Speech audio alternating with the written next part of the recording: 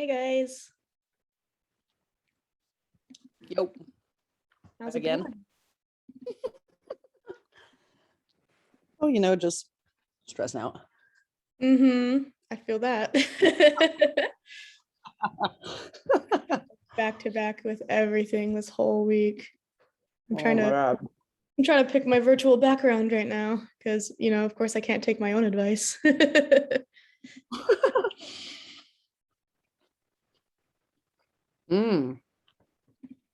There's a lot of good ones. I don't know anything about that. Apparently you can do it right on screen, like when you're in a call, you just go to the little arrow by your start video, and then you can change your virtual background if your computer supports it. That is, I had an old Mac before this one that didn't support it. But this how one, interesting. yeah. Huh. Okay, that's where I am. Yeah, just like that. Okay. Huh.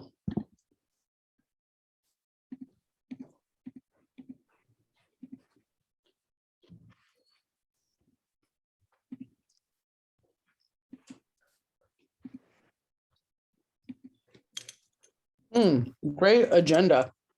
Beautiful. Thank you. I'm really excited for this event. I'm just trying to get everything all together. Naturally, I'm not super prepared, but I am and I'm not, right? I put that agenda together and everything, and just having a clear head going into this so we can rock it. Okay, that should be good. Let me see if that works. Sweet, it does.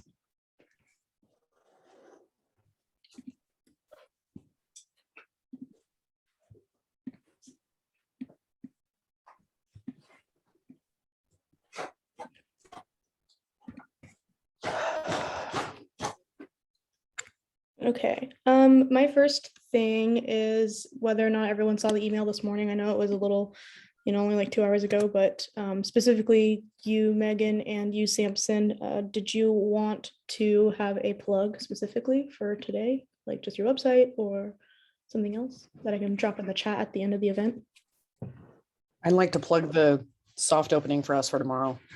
Okay, and also you as well, of course, too, Kate, with no more. 4 to 6, open house, soft release of our new bags and flavors. Okay, I can drop the sched link if that works for you. Where'd you say you can drop the what? The startup week scheduling thing, sched. I can drop that in the chat for you. Yeah, that'd be great. Okay, cool. Anything for you specifically, Samson? Yeah, open house on Friday, 4 to 6 p.m. And I guess I will send you this little blurb. Basically, just come watch where guys get made and talk about manufacturing in Alaska. So cool. Yeah, I can get more involved, one-on-one talks with you if people are interested in talking with you more. And then I'll send you the address as well, and then maybe put that in there. Because I just realized, great, you have an open house, but where is it? Yeah, I do have the LinkedIn event link, so I can use that. Okay, perfect. Cool. I'll use that. Question, these curated questions, are these for each of us to go through and answer? So the way I see it is it's just an open conversation. So the reason that we had the questions listed in advance was just so you could get an idea of what we're going to be talking about. I think Sammy and Peyton, we don't have to go through every single question. If we want to stick on one question because it's a good conversation, let's do that. And these are just to be prepared essentially, even with the open Q&A, that was one where we had a couple of questions prepared in case, the audience is quiet or something. Okay, Peyton and Sammy, I'm going to make you co-hosts so that you can control things as necessary. Okay, is there any questions that anyone has before we hop into everything, or do we kind of all know what's coming. I think we have everyone here. Oh, another quick update. Alice was really gracious enough to offer to do to accept to do the land acknowledgement today. So I think that will be more appropriate in my opinion. Okay, perfect. That's great to know. So I'll pass it over to Alice to do that, and then Alice can make the first introduction. Sure. Yeah, that works for me. I think that's perfect.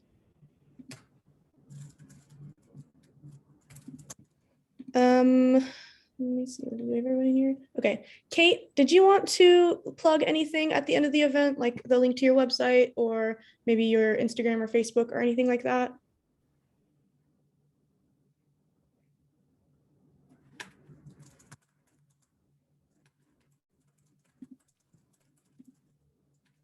No biggie. If not, I'll try to find the website just in case, just because I think it's nice. Yeah, you have a nice website.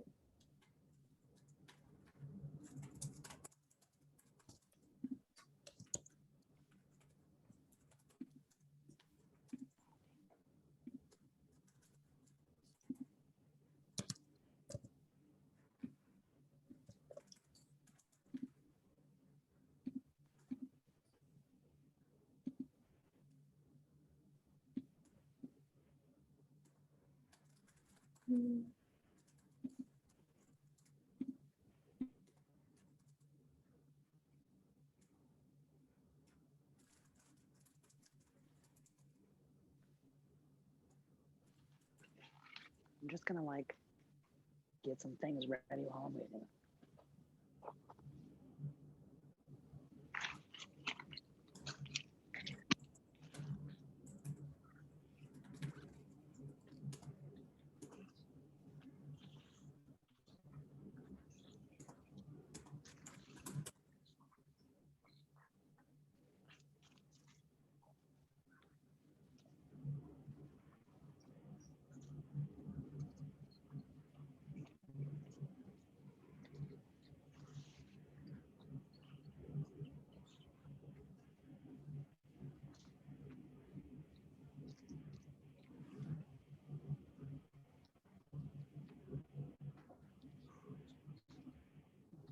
As usual with these kinds of things, I'm anticipating it taking like 5 to 10 minutes for people to come through. So it'll just be a little bit of this.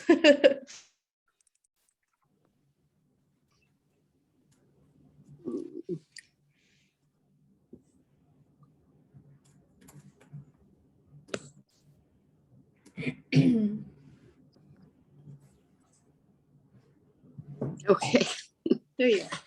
There I am. There you go. Had to find somebody who could help me. It happens that way. How are you? I'm good. That's good. So you asked me a question. Yes, I would definitely give you the website, the NOMAR website at the end. Okay. Easy peasy. I'll drop that in the chat once we're doing the wrap up and everything. And just to clarify, Sarah, so once we get the folks in, after about 5 minutes in, I'll kick off with like a quick introduction.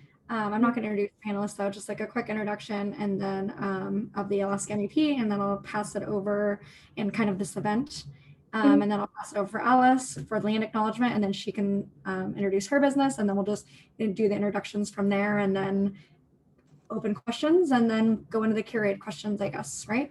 Yeah, that's kind of my thought too. And I think for the ease of introductions, if you can just ask the next person rather than having that like awkward silence. Do that. So, yep, we will get off with Alice though. Cool. Looks like we have our first participant coming through. So I will start admitting people and we can just get this thing going, I guess.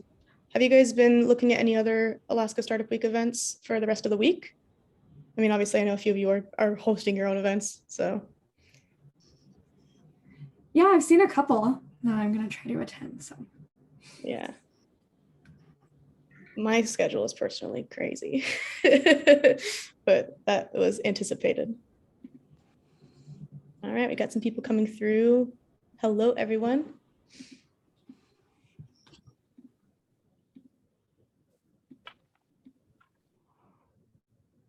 Hi, everyone. Thanks for joining us today.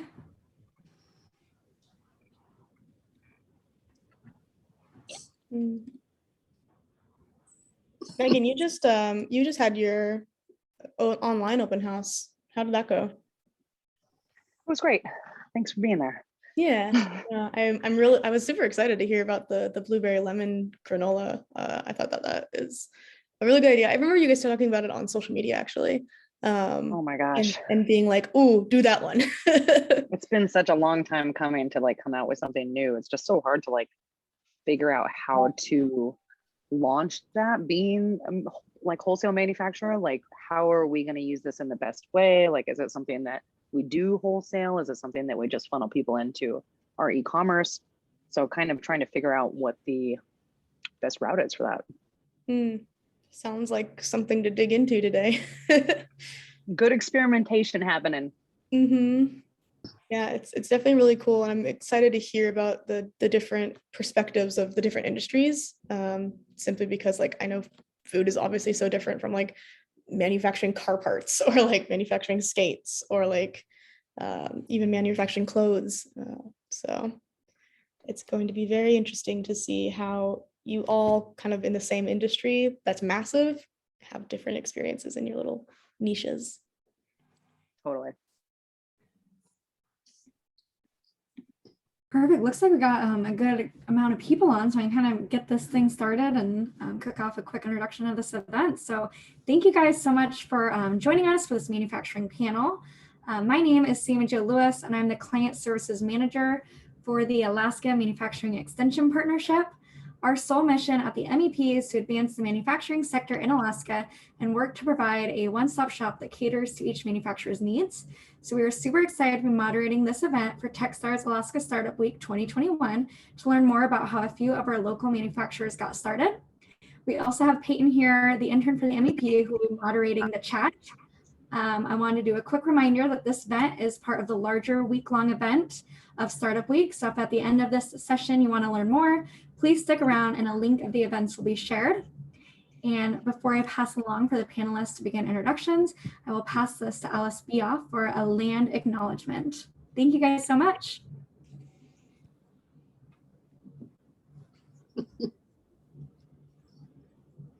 You're on mute, hon. Unmute. Oh, there you go. Thank you. Hello, everyone. This is Alice. I'm calling from Nome, and I would like to say good afternoon first and foremost, and good to see everyone. But before we get started, we would like to respectfully acknowledge that I am calling in from the land of the Sitnasauk people and to pay our respect to the elders, both past and present. And because we're all joining together virtually from different parts of Alaska, which is exciting, I also invite you to share the land that the people you reside in the chat if you would like. It's optional. This is new, so we live in a new day and new age with technology. And we do this to remember and honor those who have been here before us in a respectful and good way.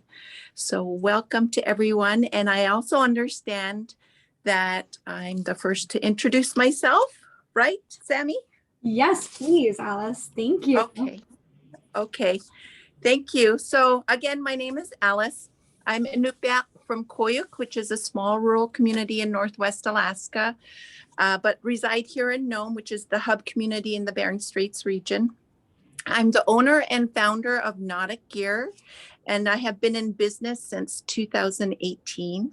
At Nautic Gear, we offer garments that are inspired by our beautiful traditional kuspuk or a titluk, but we use technical fabric and modern fabrics to make these beautiful garments. I consider Nautic Gear to be in the pre-ROI state. We're slowly building and growing capacity, so we're super excited and slowly growing. So that's who I am, where I'm from, and what I do. Toyanakbuk, and look forward to the discussion today. Thank you so much, Alice. That was such a great introduction. And I'll now pass this over for Megan to do a quick introduction of Elevated Oats. Hi everyone, I'm Megan Militello. I am the CEO of Elevated Oats. We are a gourmet granola company based out of Anchorage, Alaska. We have a small factory there. We started under cottage food laws in August of 2019, getting a factory after that in 2020, and really focusing on being a wholesale manufacturer of granola. I would say that we are also pre-ROI. It's definitely a lot of work, but we have been building the brand, which has been really great. And now hearing from a lot of people that are just like, oh, I see Elevated Oats everywhere. And that's what we're trying to do. We want to be the granola company in Alaska. So thank you. I love that. Thank you so much, Megan. And how about Samson with Arctic Manufacturing Services? Hey, so I'm Samson Shepard with Arctic Manufacturing Services. I started this business about a year and a half ago. I'm a mechanical engineer that was born and raised in Alaska, went to school on the East Coast, came back, and have started an engineering company that also does small batch production. So I kind of try and bridge that gap between an entrepreneur and their tangible products. So I've got some machining capabilities as well as general manufacturing. So a little bit more on the service side as opposed to a goods-based business. But I did come out with my first widget this summer, actually, which is a Nordic ice skate that I sell under Ermin Skates. And that's me. I'm a company. Perfect. That's awesome. Thanks so much for sharing, Samson. And Jenny with Sipping Streams Tea Company. Hello, my name is Jenny J, and I'm out of Fairbanks, Alaska. I'm the owner and founder of Sipping Streams Tea Company. We have been in business for almost 15 years now. So January will be 15 years, and we specialize in hand blended teas, and we do all of our own manufacturing of our tea products, including our own compostable pyramid tea bags. We're the only ones in the state that do that. We have a whole line of honey. So we also produce different honey products like bee pollen and creamed honey. And we also have our own kombucha that we've been making for 15 years, but we just actually started launching it this past month in cans. So even though we've been making it forever, we also are a restaurant and a store. So that's kind of how we started. We were pretty small, and we're definitely in the scaling phase. And we just started the first ever geothermal tea farm in the world and the only tea farm in Alaska. So we actually grow our own Camellia sinensis plant. Wow, that's awesome. Thanks so much for sharing, Jenny. And then last, we have Kate with Nomar. Can you do a quick introduction, Kate? If I can make this work, yes. Can you hear me? Yes, we can. Okay, all right, excellent. Well, I've been in business longer than you ladies have all been alive. I started my sewing business on the kitchen table in 1976. Been in Homer since 1978. And basically, I was a girl with a sewing machine in Alaska, and the products we make are things that are unique for what Alaskans need, and being able to listen to the fishermen, listen to outdoor people, what they needed, and being able to develop items of clothing and travel bags and you know, what everybody knows us for is the commercial fishing gear. The Nomar Brailer bag totally changed how Alaska fishermen process how they handle their fish. And so if you are a salmon fisherman in Alaska, chances are you're in a you're fisher in a Nomar Brailer bag. So been at it a long time, definitely in the next generation. I have 2 adult children who own the business now. And so they keep me around as the founder and the storyteller and historian. But it was absolutely impossible. You now have the internet. I had a telephone. You now have the social media and the website. We were very forward in 1998 with dial-up, but we did have a website. And so, you know, I'm happy to sit in just because I've been at it a long time and know it's never going to be easy. But if you have a passion and you're willing to put in the time, there's really good need for Alaska-made products. That's all there is to it. And it's recognized. I probably had one of the very first Made in Alaska certifications. I got it in 1982, and it was the state was offering it up, but there were no labels. I had to hire somebody to design me a label. And so anyway, some things have been solved in those years, but the challenges are still real. Yeah, no, absolutely. Thank you so much for being here, Kate. We're super excited to have you and hear kind of more about how you got started. And so you guys have heard from our panelists. We're all super happy to have you here. We did want to kick it off. If there's any questions from the audience, kind of roundtable, you guys can ask general out to everyone, or if you have specific questions for anyone that you just heard from, please throw it in the chat or unmute yourself and ask away. We're here to learn about how they got started and their successes and failures, how they might have pivoted in light of COVID. So any of those questions, please feel free to unmute and ask yourself. And if not, we've got some curated questions, kind of kick off some conversations.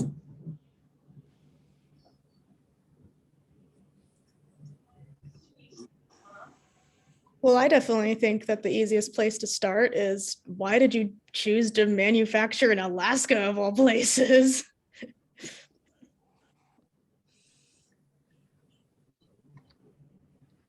All right, who wants to tackle that question first? I guess I'll go for it. Just yeah, just to get it off the table here.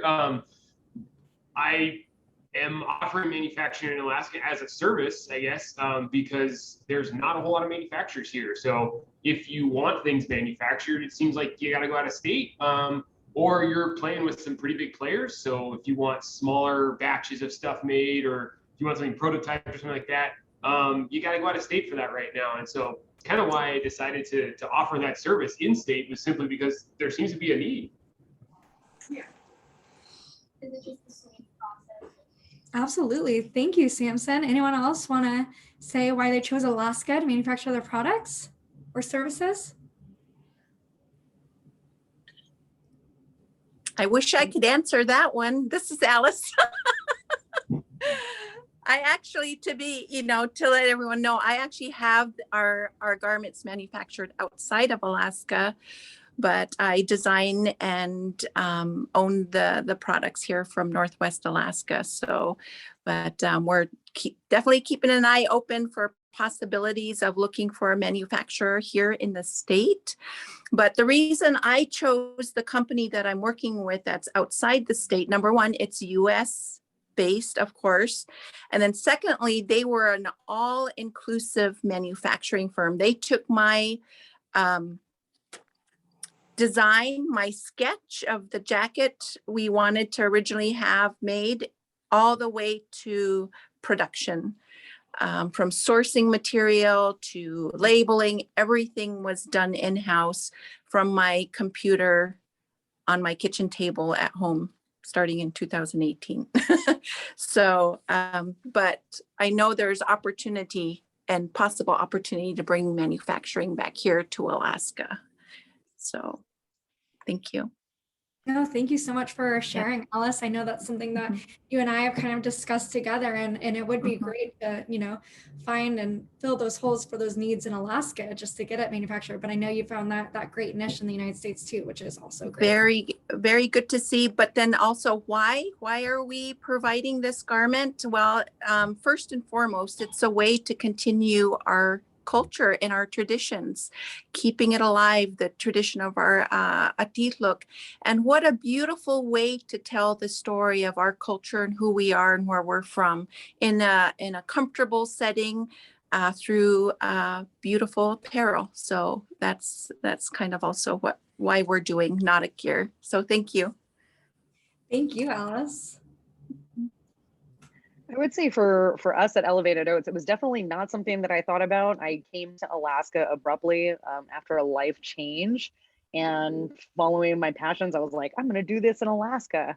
However, I didn't know all that came with manufacturing in Alaska and the challenges that came with that when it came to sourcing, shipping, getting stuff out. Alaska is a small town. It's not as big as I thought it was.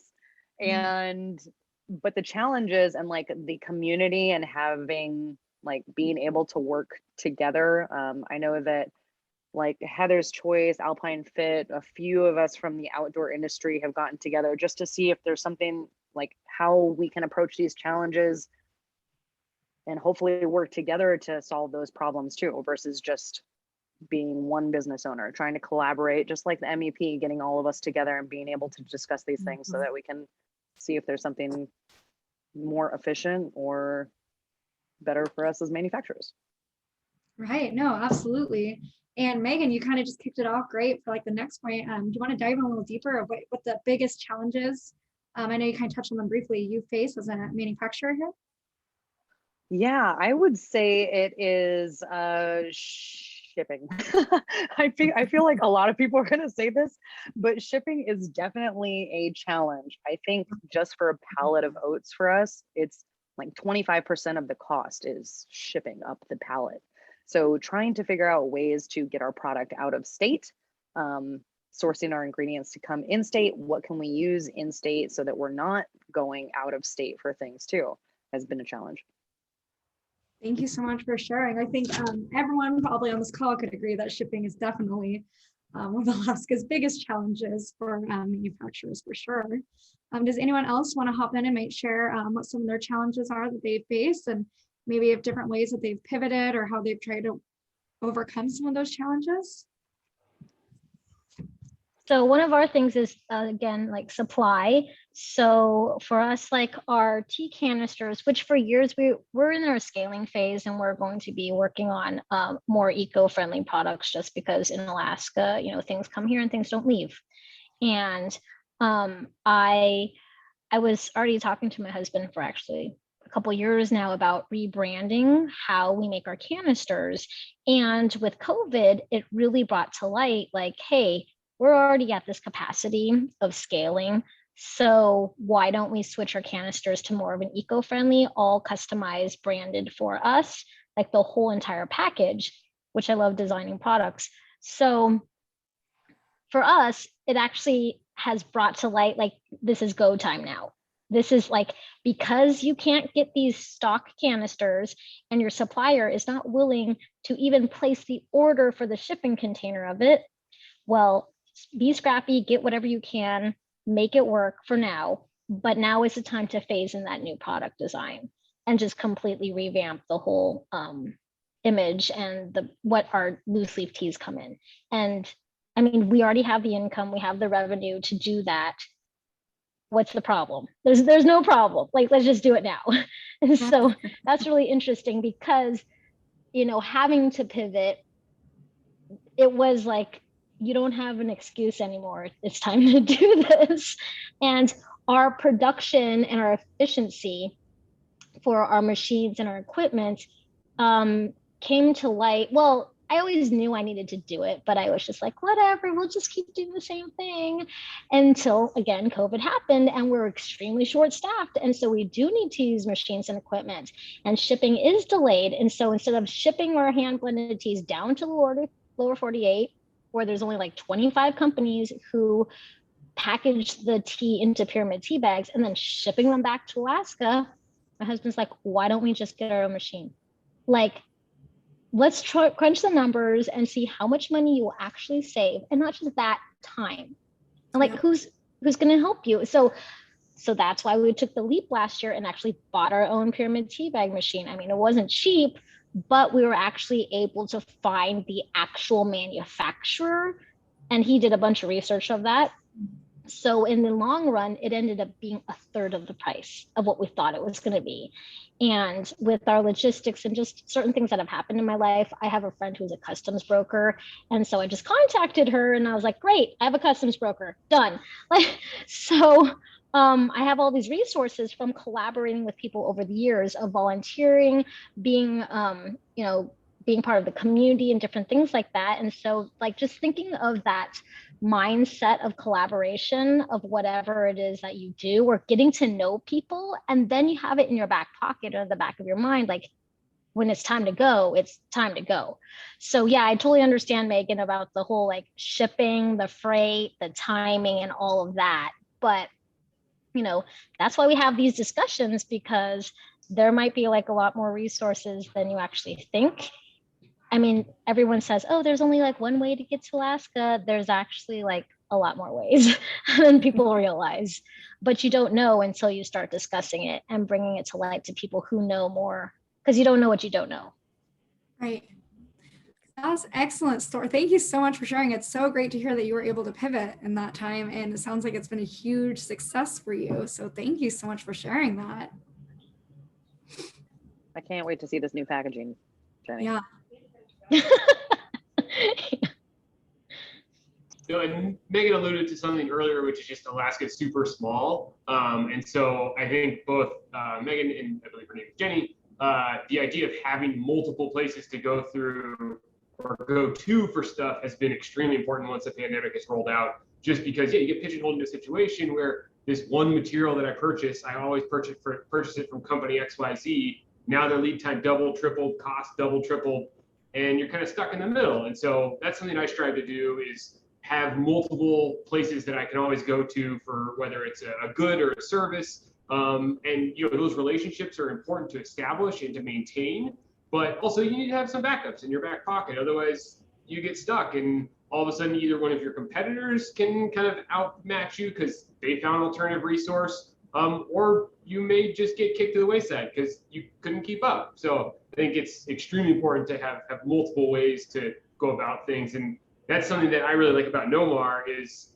the fact that they can use those bags for other stuff, right? Like, that is awesome that you've found some cool ways to, like, oh, we've got scraps that we can use in a different product, or, just kind of use that same material. I really like that, just because, I don't know, it shows ingenuity, and I love that. Thank you. How do I talk? We can hear you. Yep, doing great. How do I get up? Can anybody hear me? Yes, can. Okay, all right. Well, this is the thing that I don't know how to do, the social media and technology. I always known that we would make a product, we would hire people. See, I see you offsourcing your manufacturing. I never had that idea. I always wanted to hold it close and own what we designed and hire and have payroll. You're hiring people in the state of Alaska and creating Alaska jobs. I think I had more of a passion for that than the idea of any given product, because as you well know, we make a huge variety of things, but we've trained Alaskans to be those people who are able to make them. Technology wise, the little sew shop with a pair of scissors worked for the first 20 years or so. But as our volumes increased, we had to have computerized cut table, welders, so we have gone expanded with the machinery. And I can tell a story. I used to love to give people jobs, but there comes a time when, number one, you couldn't find the people, and number two, a machine was cheaper than labor. But we always insisted on being the one who produced our own products. So it has taken a long time. I hear 1 year, 2 year. I was making it all by myself and doing custom work for other people, you know, at that point in time. So it doesn't happen overnight, but having an idea and a passion is pretty much what keeps you going. Mm-hmm. And if it's only the buck, then you need to go clock in someplace else, because you've got to want to do it for the passion of creating your own items, being in charge of your own product line, and being proud of it. The idea that we are Alaskans and we're proud to have something that's unique for our state. The cuspet, the brailer bag, those are things that were unique because Alaskans needed a good covering. They needed a good way to deliver their salmon. That particular one was they were using big heavy rope net, and each fish that touched the outside was called a number 2. And they wanted something that was smooth-sided, that they could get full pay for their catch. So that's that element of listening to a problem that an industry has and turning it into a product that a lot of people can use. And it's for the betterment of the Alaska salmon that we now are shipping these beautiful fresh or fresh frozen fish, because when I started, most of them went into a can. And when was the last time you ate a can of salmon? And if you hadn't canned it yourself, you know, we're into that Alaska fresh. And it's fun to have been part of that, getting the quality of that fish up to the point where it could be flash frozen and sold to the world as a quality product. So that having seen worked through these things, there are so many places where Alaskans have the inside track on products that just don't exist in the rest of the world. But we make something that is unique. And I have to share, okay, this was great for salmon. Now the requests we're getting are for the kelp farmers. They have to move the kelp to be processed. And okay, what was good for a salmon is now works really good for kelp too. So your industries evolve as new ideas and new products come along. And being able to be a manufacturer where you can control that and get that product out is a whole nother story, because then you're hiring people, you're training people, you're running payroll, a few more challenges than, oh, here's my design. But you start with an idea and you start with a design. Mm-hmm. So, Right. No, and thank you so much for sharing. And that's so true that you kind of watching it grow and like turn into, I think, I mean, I've only been with the IMP for a couple of years, and kelp is definitely booming right now. So that was funny that you mentioned that, because kelp is becoming a really big thing lately. and it's another Alaskan product. Right. Right. I'm not sure if you guys can see, but I know Sarah threw a question into the chat, so I can read it off and see who wants to answer this first. But what do you think manufacturers' role for the future growth of Alaska's economies or workforce development trade skills? I'll pop in and explain a little bit. The question came up when, Kate, you were talking about how like your interest was always creating Alaskan jobs. So it wasn't necessarily even about manufacturing. It was about helping Alaskans solve their problems and then also create jobs for those people. So I was wondering if anyone else had a perspective in that regard to, you know, what do you think like your specific role will be for even just like your own community, or even your own industry within your community, or manufacturing as a whole? Like, is that going to continue to grow, or is it going to, you know, change with the change of the world, or, you know, wherever you want to take the question? Well, I will take that one if you don't mind. The fact that Homer has a large marine trade, marine industry, And yet our high school has one shop teacher. Getting all the way through there, the state finally has a workforce development kind of thing where they're trying to get the workforce up and trained. That seems to be lagging behind more than other things. And, you know, when I was in high school, which was like dinosaurs away, we had a huge trade wing, and you could take the welding and the mechanicals and then go into job training things. And somewhere along the line, the country decided that everybody needed a degree in something, and they quit teaching the practicals. And so in my mind, it's getting back to the point where everybody is capable of a job and having pride in whatever that job is, and not, oh, I flunked out of college, I'll be a nothing forever. Where if you'd gone to a trade school and you were making 50, 60 bucks an hour as an electrician, you would be so proud of yourself. So I think that's the key of turning things around and encouraging people to train into their passion. What do you love to do? What would you do even if you didn't get paid for it? And make those the career moves that we're taking in lieu of putting everybody in the same little box.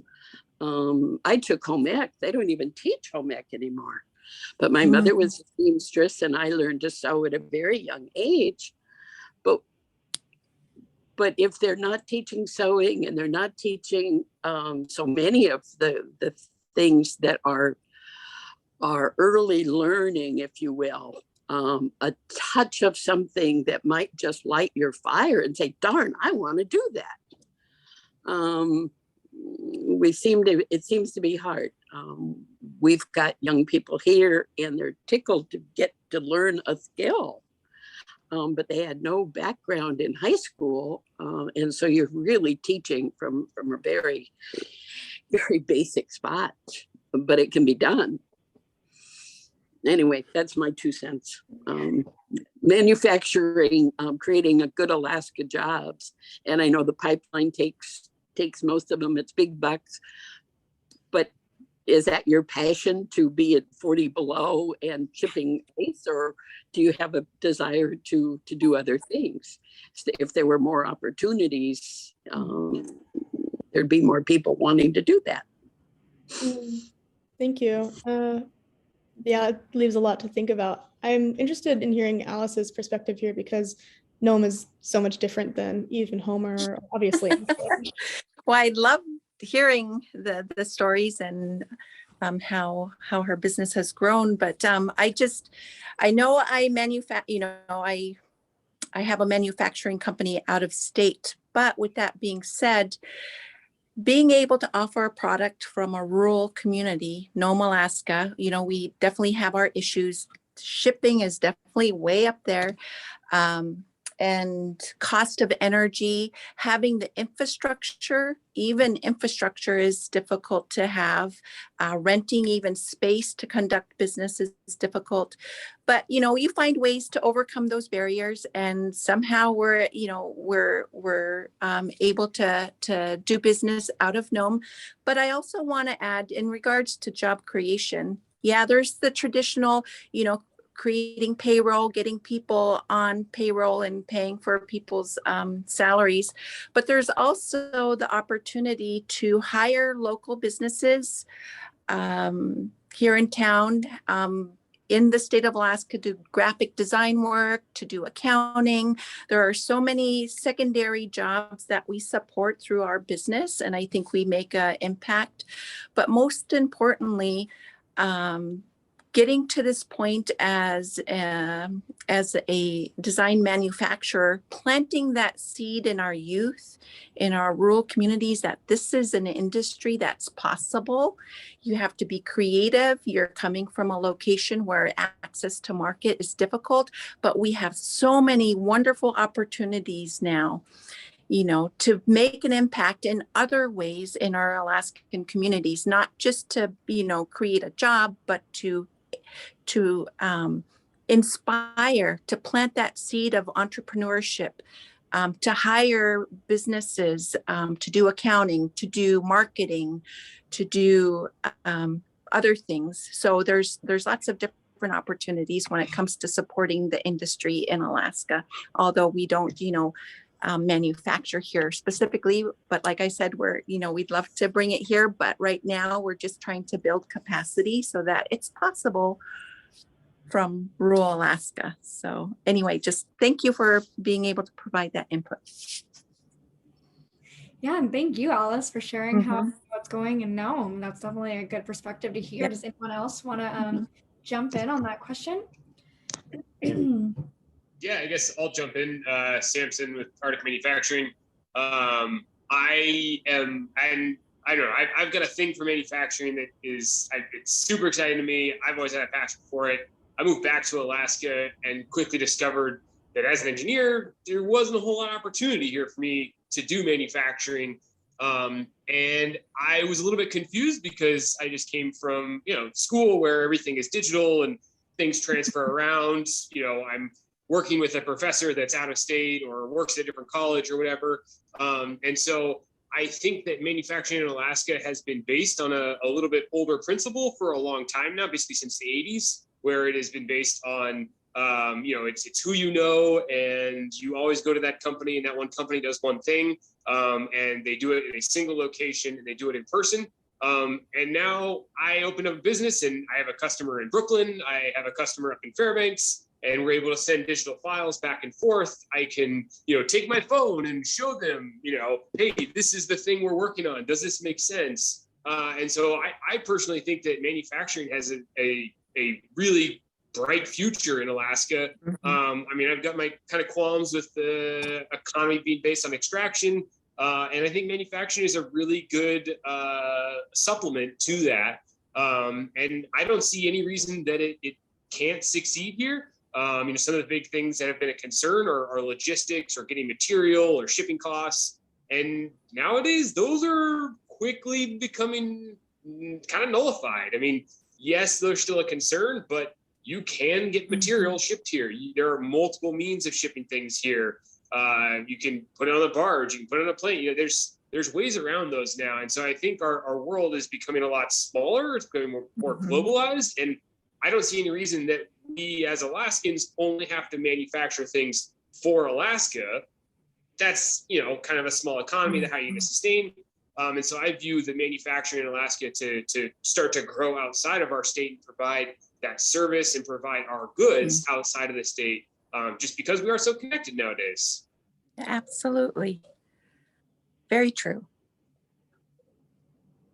And I think one of the things is that when we think about manufacturing, we think about all the logistics of things. And the culture and the community to come to Alaska or to stay in Alaska. Like, I went to college, I'm an immigrant. I'm the first person to ever graduate from high school for my family. I have 2 college degrees.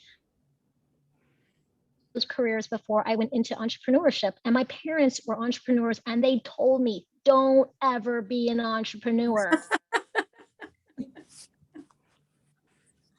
It was highly discouraged growing up. And so, and maybe I'm like, I already worked in physical therapy. I did it, checked off, the boxes. And so I went to school too, outside of state. The reason why I didn't want to stay out of state was because I love the community. Come and go. There's all kinds of people who come into our state. They have that draw to that. I live in a place where it gets 60 below, and I came back, So, but the thing is, though, I talk to my, do you ever want to move outside of Alaska? And he's like, no. I'm like, good, because I don't want to move.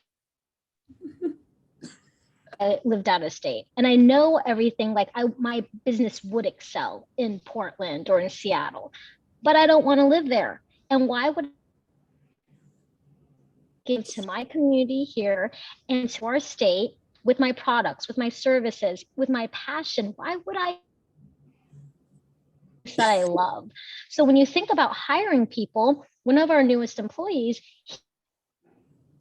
from Alabama, he worked in after high school, out of school, he worked for Honda companies, and that's what he worked.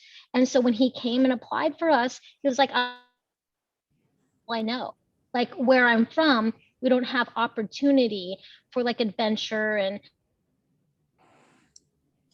then having a home life. But like, you're always educating me about the community and giving back to the community and being involved and and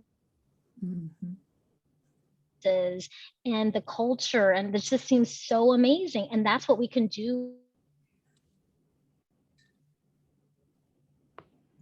Manufacturing in Alaska, pretty soon it's not going to be, I mean, the more that we promote manufacturing, the more it's going to be normalized, and hopefully, because more of it will be coming in and out of the state, is that it will hopefully, you know, decrease some of.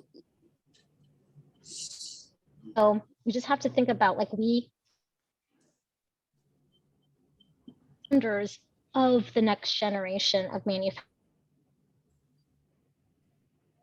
economy and our culture, and that's why we're here, is we're not stuck here. We can leave if we want.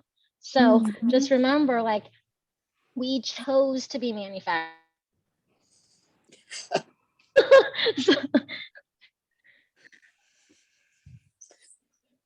No, that is a great point. Thank you so much for sharing, Jenny. You were kind of cutting out a little bit. I don't know if you were cutting out to everyone, but we pretty much you kept coming back. So it was great. But I loved hearing how passionate you are, because it is true. I mean, you guys all, I mean, we're all, most of us, I know I think someone's in Hawaii, lucky, but no, we're all we are all like choosing to be here and choosing to stay in Alaska, and you guys are all choosing to manufacture and offer services for manufacturers in this great state. And there are so many other wonderful reasons to be here. Like, you guys are, there's so many great reasons why you chose Alaska, but on the other side, yeah, you love what you guys are doing, but this is just a great place to be, and you're happy because of the great community. And yes, there's challenges, but there's so many other positives that Alaska brings. So that is so great that you shared that excellent point, Jenny. And we love hearing how passionate you are about that.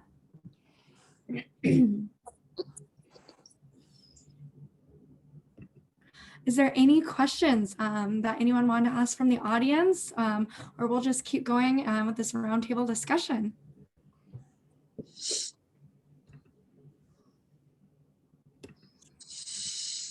All right, let's just keep the discussion going.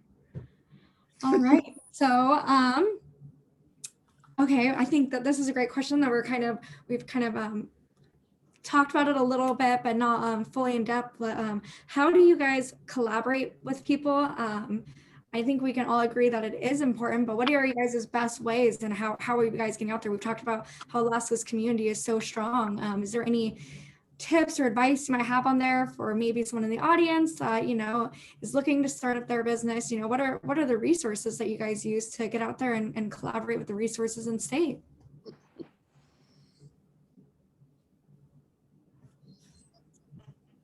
I'd say that we're all trying to build something in Alaska. So really working together to create something has been really cool.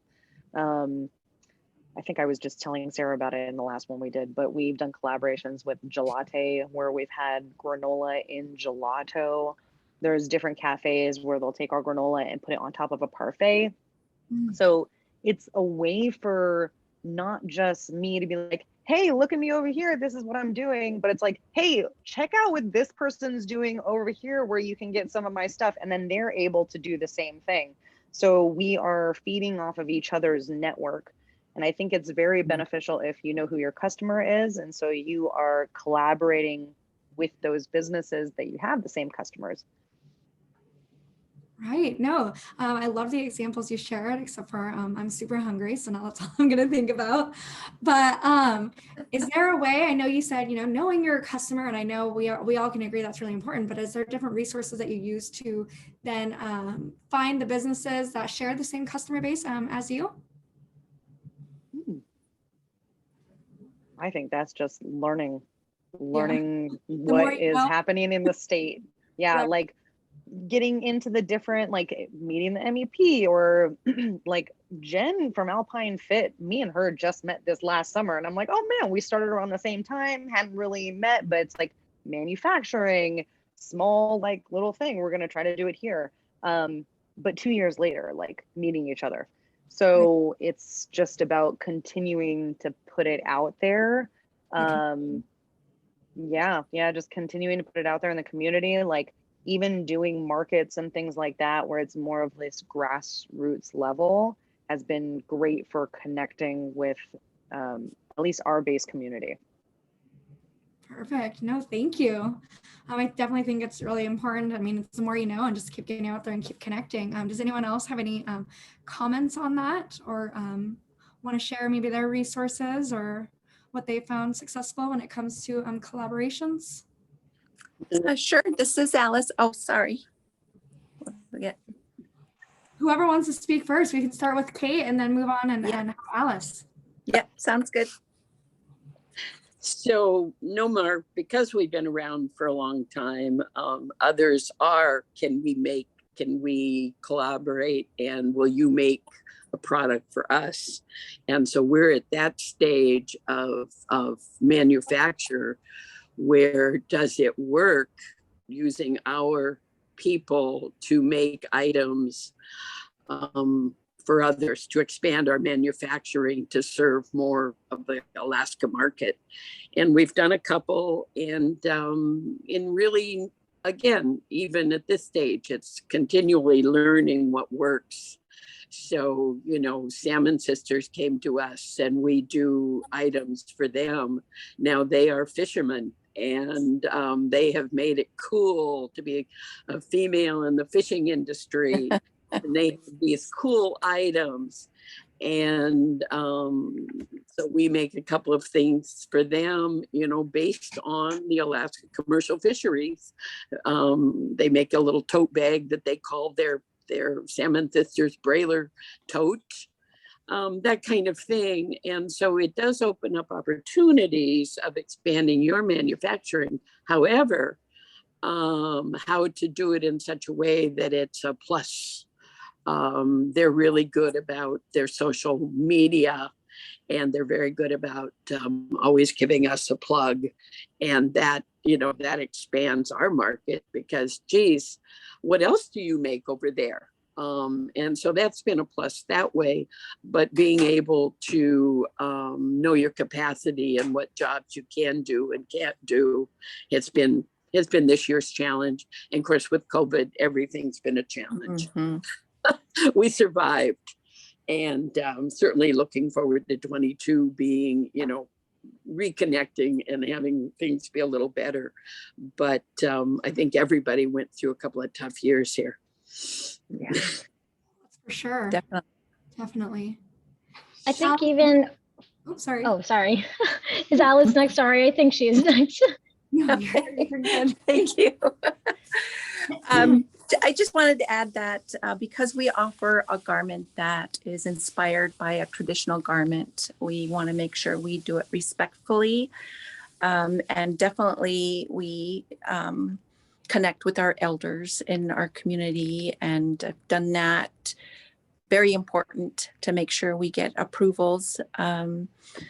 And also friends, family, state organizations, local organizations, definitely understanding who your market base is and working with that, with organizations like we do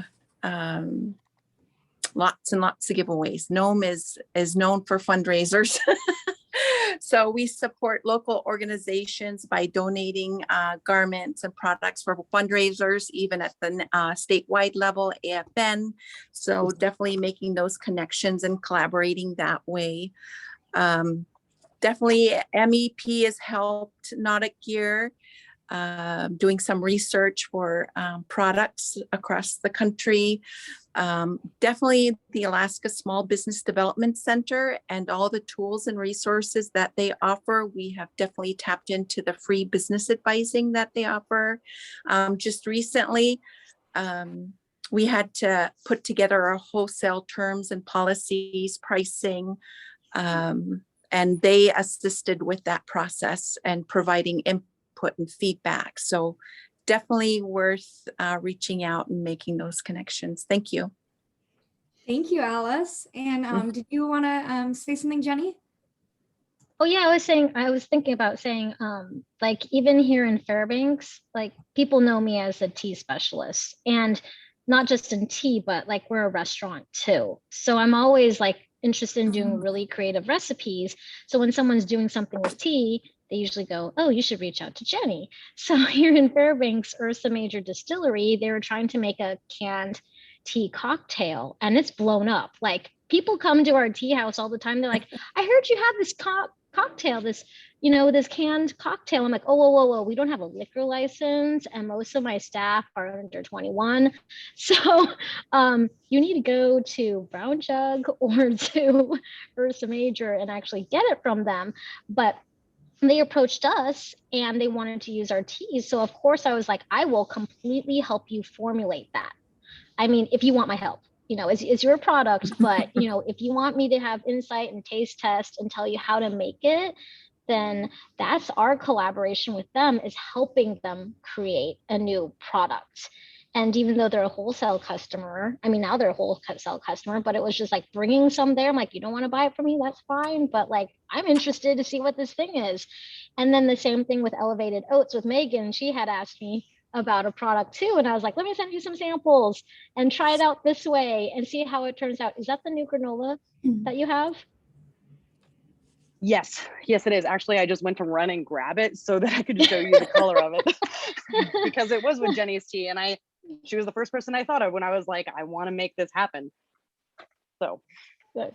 Yeah. And so like anything that we can collaborate with and then elevate each other and do shout outs on social media and cross collaborate with. I mean, that's what I pride myself in with like Sipping Streams, is the support that we give to all of our customers. But yeah, Megan, I'm excited to try that granola and we want to sell it in our store. So there you go. It's like beautiful purple. We actually use a butterfly pea flower tea, got it from Jenny, and we steep it in our maple syrup before we put it in. So I don't know if you've seen purple granola before, but no. Not that I have a good lighting here. Yeah, so it's amazing. I can't wait for everybody to try it. I just dropped it in the chat, but I do know that Megan's going to be having it at Accelerate Alaska this year, which is this Thursday in Anchorage at the Denia Center. And I'm super excited to try it. Ooh. That's awesome. I love seeing the collaboration going along already between you guys. So no, thank you guys so much for sharing. And we'll do one last question. And we actually got a question from the audience. So thank you, John. So he asked, what manufacturing opportunities will present themselves via the billions in infrastructure spending coming to the state? Does anyone want to jump in on that or have any thoughts on that? I think for me directly, like I've been trying to pay attention to infrastructure spending, but I mean, I'm just like, well, I don't know about building roads and stuff and how that's necessarily going to help me. You know what I mean? Like, is it going into small business? Is it not? A bunch of it's getting moved out of the SBA into these other areas, but it's also because it hasn't been spent yet, if that makes sense. So there are a bunch of grants out there.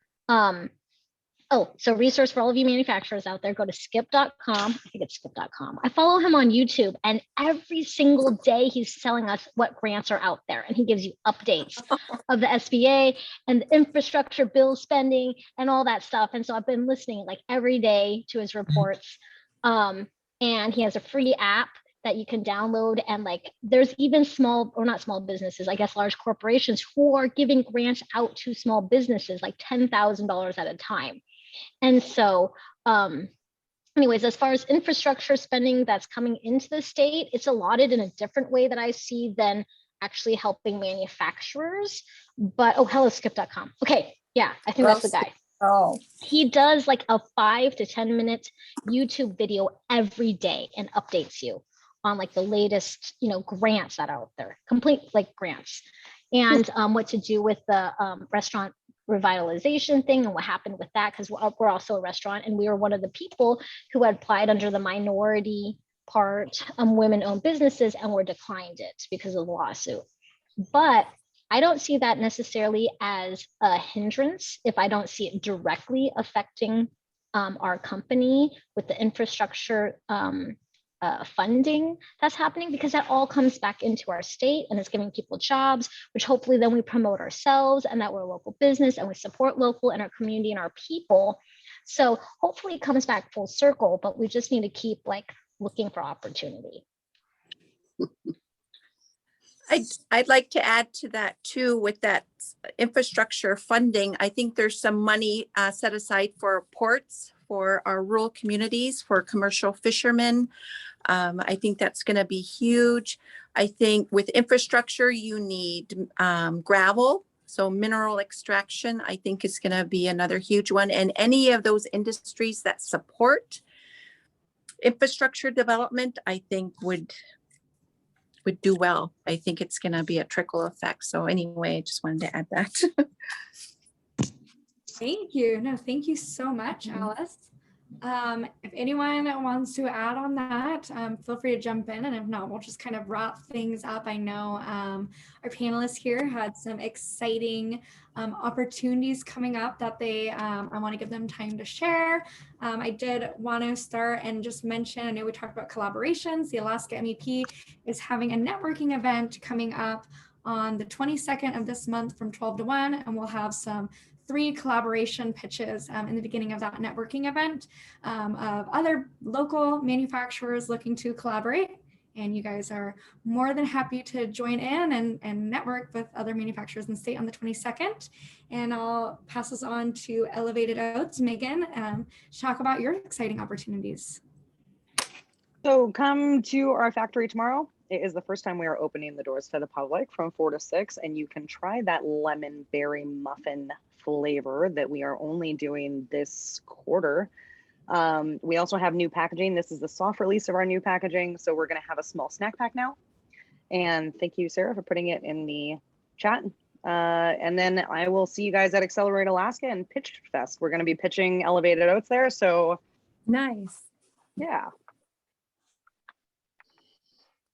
Thank you. Thank you so much, Megan. And then Samson, do you want to share some opportunities you have coming up?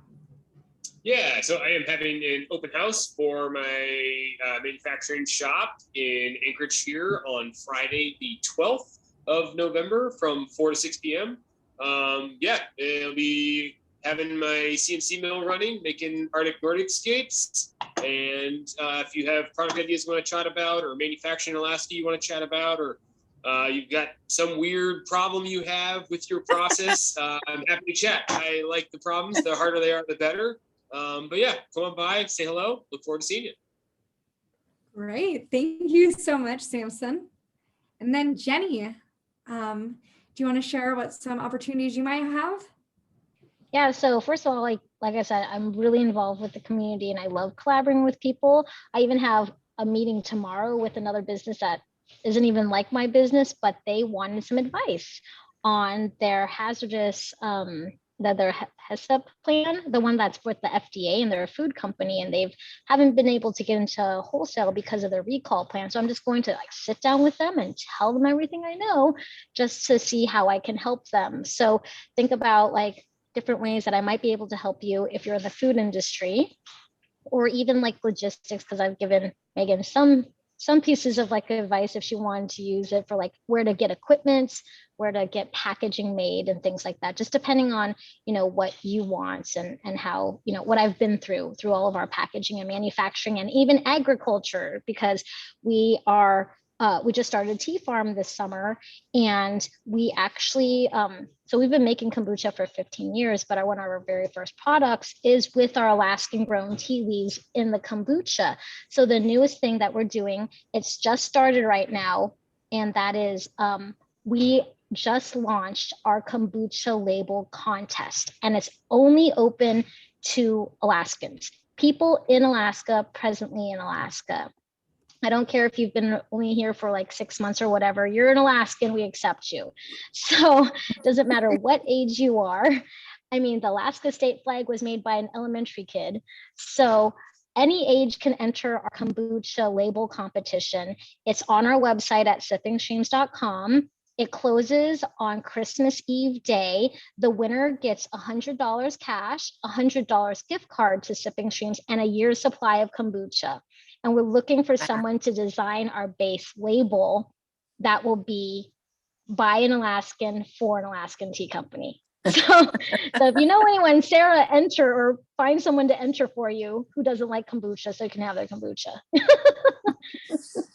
Perfect. What a fun opportunity. Thank you so much for sharing, Jenny. All right. And then Kate, if you have any exciting opportunities coming up, please feel free to share.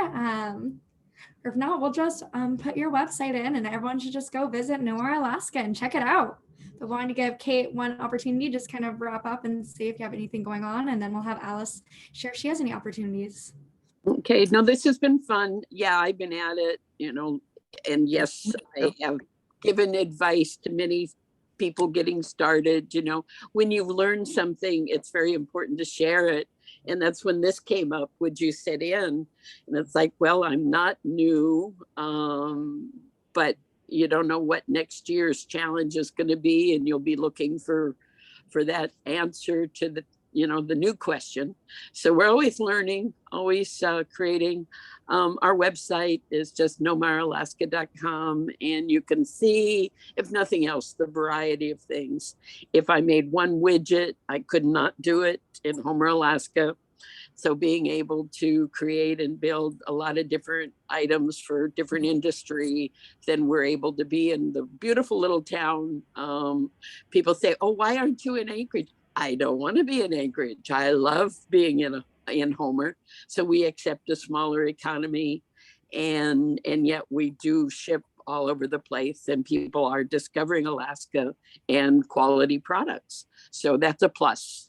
So thank you, guys. No, thank you so much, Kate. We thoroughly enjoyed having you here and sharing your business. We're so lucky to have you. So then startup manufacturers can learn from such a long time successful business. So thank you so much, Kate. And definitely, yeah, I don't blame you for not being in Anchorage. I think Homer is beautiful. So I needed to shout that out as well. All right. And then, others come to visit. I get to live here. Right, exactly. I'm a little jealous myself. And then we'll wrap things up with Alice. If you have anything you want to say in close, Alice, and we'll pop your website in the chat. It looks like Sarah already did that. Oh, thank you. But what a wonderful hour. This is really neat to see what other manufacturers are doing in the state. Sometimes I feel a little disconnected from urban Alaska sometimes, or down that way. But Kate, it was great to meet you too. I got your name down. I would love to chat with you if you don't mind. I actually have a sister that lives in Homer. I might fly down that way and go visit her and stop in and say hi. Good. If you don't mind. She's lived down there for years. So yeah, well, great to meet you. And then also regarding Nautic Gear, I'm in my new space here in Nome. We just moved in this space to offer folks an opportunity to come in and try on the jackets and our garments. I've just been doing it off my kitchen table at home all these few years. And then we have a fleece vest that will be coming out in December, 3 colors, a woman's cut fleece vest with a hood and beautiful trim, jacquard trim work. So we are excited to offer that here shortly in December. So anyway, it was great to meet everyone in here and learn. There was so much learned today. Thank you. Look forward to the meeting next week. Thank you so much, Alice. We're so happy to have you here, and we'll have to be on the lookout because you have beautiful jackets. I know I love looking at your website and looking at them, so I'll be excited to see your new products. All right. So thank you guys everyone for being here. We thoroughly enjoyed having you on this panel. We had some really great discussions. I want to say if you guys came in a little late or want to hear more about other events happening this week, you can find out more about Alaska Startup Week at alaska.startup.co, and the link will be dropped in for you to check out. Sarah already put the link, but there's also a form that you can fill out. So if you've enjoyed this event or if you have any feedback, it'd be much appreciated for Startup Week, just to keep improving for the years to come. But thank you guys so much for being here and having these such great discussions. We enjoyed learning more about each and every one of your businesses. And this is also being recorded, so you'll be able to check it out online later if you need to refer back to it. But thank you guys all so much. All right, I hope you guys have a great rest of your